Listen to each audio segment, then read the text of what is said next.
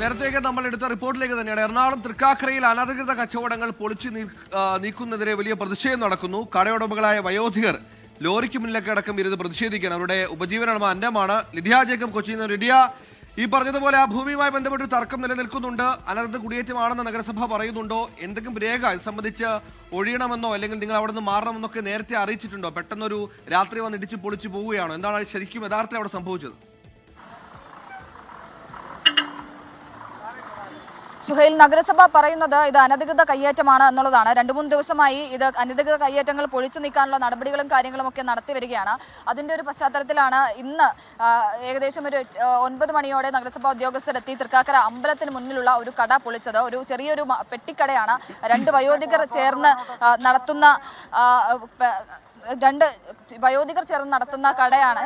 ആ ഒരു സാഹചര്യത്തിലാണ് അവർ അത് പൊളിക്കാനാകില്ല എന്നാണ് ഈ വയോധികർ പറയുന്നത്.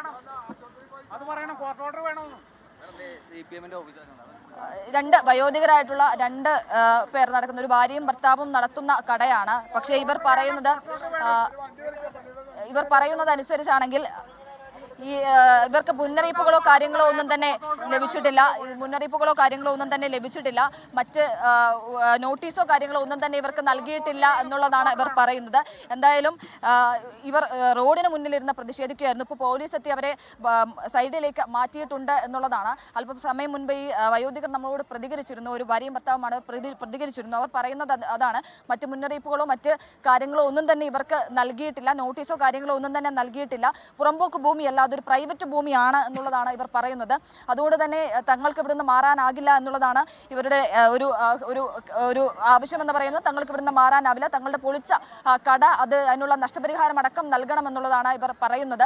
എന്തായാലും അല്പസമയം മുൻപ് വരെ ഈ റോഡിലിരുന്നുള്ള പ്രതിഷേധമായിരുന്നു ഉണ്ടായിരുന്നത്. ഇപ്പോൾ പോലീസ് എത്തി അവരെ റോഡിന് അരികിലേക്ക് മാറ്റിയിട്ടുണ്ട്. ഈ മറ്റ് പോലീസുമായിട്ടുള്ള ചർച്ചകളും കാര്യങ്ങളും ഒക്കെയാണ് ഇപ്പോൾ നടന്നു വരുന്നത്. ഇവരോടൊപ്പമുള്ള നാട്ടുകാരും വലിയ പ്രതിഷേധത്തിലാണ് എന്നുള്ളതാണ് ഏറ്റവും പ്രധാനപ്പെട്ട സംഭവം എന്ന് പറയുന്നത്. എന്തായാലും അല്പസമയം മുൻപ് വരെ ഈ നഗരസഭാ ഉദ്യോഗസ്ഥർ കൊണ്ടുവന്ന ലോറിക്കും ഒപ്പം JCBക്കും ഒക്കെ മുന്നിലിരുന്നുള്ള പ്രതിഷേധമായിരുന്നു ഉണ്ടായിരുന്നത്. തുടർന്ന് ഈ ലോറിയും JCBയും ഒക്കെ ഇവിടെ നിന്ന് കൊണ്ടുപോയി നഗരസഭാ ഉദ്യോഗസ്ഥരൊക്കെ ഇവിടെ നിന്ന് മടങ്ങി. അതിനുശേഷമാണ് ഈ റോഡിലേക്ക് ഇരുന്നുള്ള പ്രതിഷേധം ആരംഭിച്ചത്. ഇപ്പോൾ പോലീസ് ഉദ്യോഗസ്ഥരെത്തി അവരെ റോഡിനരികിലേക്ക് മാറ്റി. കുടിയേറ്റമാണെങ്കിൽ അത് ഒഴിപ്പിക്കാൻ വരുന്നൊരു മര്യാദ ഉണ്ടാകണം. ഈ പറഞ്ഞതുപോലെ ഒരു കടയാണ്, സാധനങ്ങൾ അടക്കമുള്ളതാണ്. നാളത്തേക്കുള്ള കച്ചവടം കരുതി നിൽക്കുന്ന മനുഷ്യരാണ്. ഒന്ന് നേരത്തെ മുൻകൂട്ടി അറിയിച്ചൊക്കെ ഒരു നിർദ്ദേശമൊക്കെ കൊടുത്ത് അത് ഒഴിപ്പിക്കുക എന്നല്ലാതെ നിലവിൽ അങ്ങനെ നോട്ടീസൊന്നും കിട്ടിയിട്ടില്ല എന്നാണ് കടയുടമകൾ പറയുന്നത്.